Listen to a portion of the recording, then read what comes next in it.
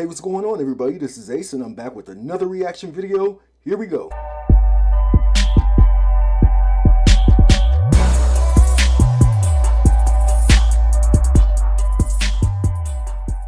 Alright, so today I am going to be reacting to I Still Haven't Found What I'm Looking For by U2. Now, according to Wikipedia, this song was released in 1987. It is from their fifth album, The Joshua Tree. It was that album's second single after With or Without You. I previously reacted to that song. Check that video out. But in the meantime, I'm looking forward to seeing what this song is going to be about. So let's go ahead and get to it.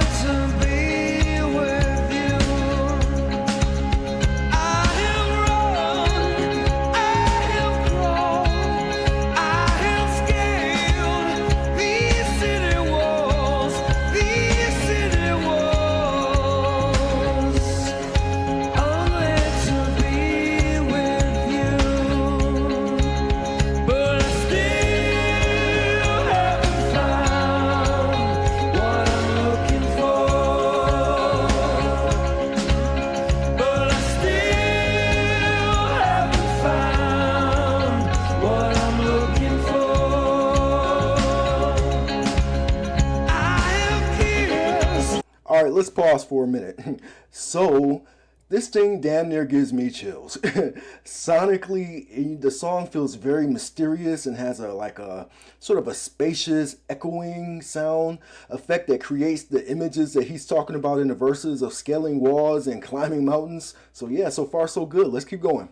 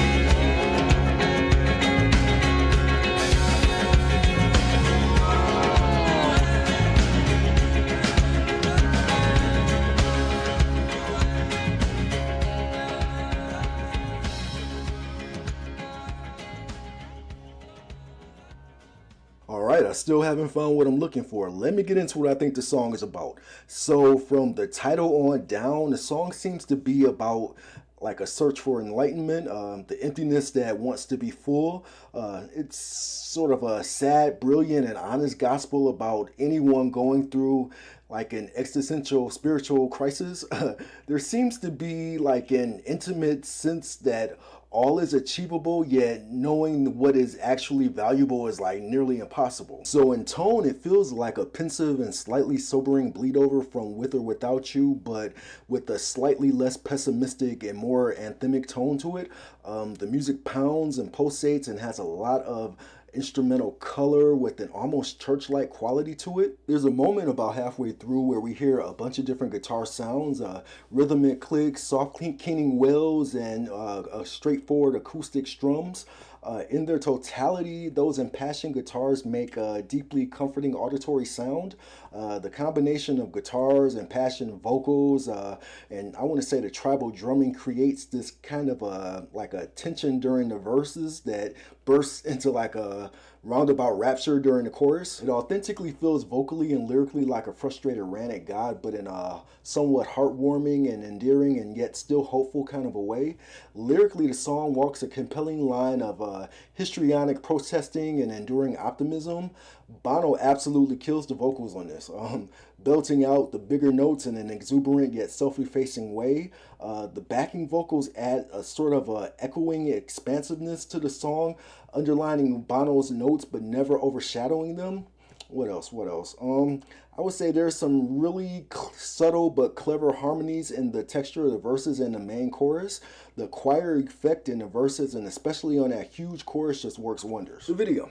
So the video is very down to earth. The slow motion sequences makes it feel a bit surreal.